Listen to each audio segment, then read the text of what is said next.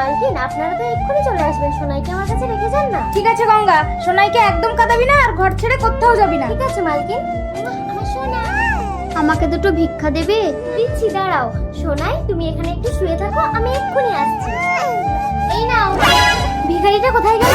ও আমার সোনাই কোথায় গেল? আমার সোনাই, ও আমার সোনাই। তার মানে ভিখারিটা আমার সোনাইকে নিয়ে পালিয়েছে। ও মা গো, আমি মালকিনকে কি জবাব দেব? আমাকে তো মালকিন মেরে ফেলবে। না, আমি পালিয়ে যাই। কই আমার সোনাই কই? গঙ্গা, গঙ্গা, গঙ্গা, কি গো? গঙ্গা তো আমার সোনাইকে নিয়ে পালিয়ে গেছে। ঠিক আছে পালকি, আমি গঙ্গাকে খুঁজে যাচ্ছি, তুমি বাড়ি থাকো। সোনাই, এই তুই কে? আমার ঘরে ঢুকে আমার সোনাইকে দুধ খাওয়াচ্ছিস? না, এ আমার ছেলে। না, সোনাই আমার ছেলে। আমি একে দেবো না। কে কোথায় আছে? ছুটে এসো, আমার সোনাইকে নিয়ে পালাচ্ছে। আরে এই দাঁড়াও দাঁড়াও দাঁড়াও, কি হয়েছে? দেখুন না প্রধান সাহেব। প্রধান সাহেব, তার মানে পরিষ্কার এই বাচ্চা। না প্রধান সাহেব, এ আমার ছেলে। কি করে? ওর কোনো সন্তান হয়নি বলে ওর স্বামী আমার ছেলেকে এনেছিল। প্রধান সাহেব, এদের দুজনকে বলুন বাচ্চাকে বুকে দুধ খাওয়াতে, তাহলেই প্রমাণ হয়ে যাবে এই বাচ্চা কার। তাই হবে।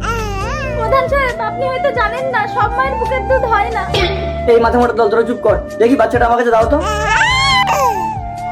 আরে প্রধান সাহেব, কি করছেন? বাচ্চাটাকে বৃষ্টির মধ্যে রাস্তায় শুয়ে দিচ্ছেন। এই বাচ্চার কান্না শুনে যে চুপচাপ দাঁড়িয়ে থাকতে পারবে, সেই বাচ্চার প্রকৃত মা। আমাকে চুপচাপ দাঁড়িয়ে থাকতে। না সোনাই, আমি যে তোর মা। দেখেছেন প্রধান সাহেব, আমি কিন্তু চুপচাপ দাঁড়িয়েছিলাম, তার মানে আমি ওর আসল মা। না, তার মানে তুমিই নকল মা। হ্যাঁ পালকি, হসপিটালে যখন তুমি মৃত সন্তানের জন্ম দিয়েছিলে তখন ইনি নিজের সন্তানকে ভিক্ষে দিয়ে তোমার জীবন বাঁচিয়েছিল। তুমি ভিখারি সেজে নিজের বাচ্চাকে চুরি করলে?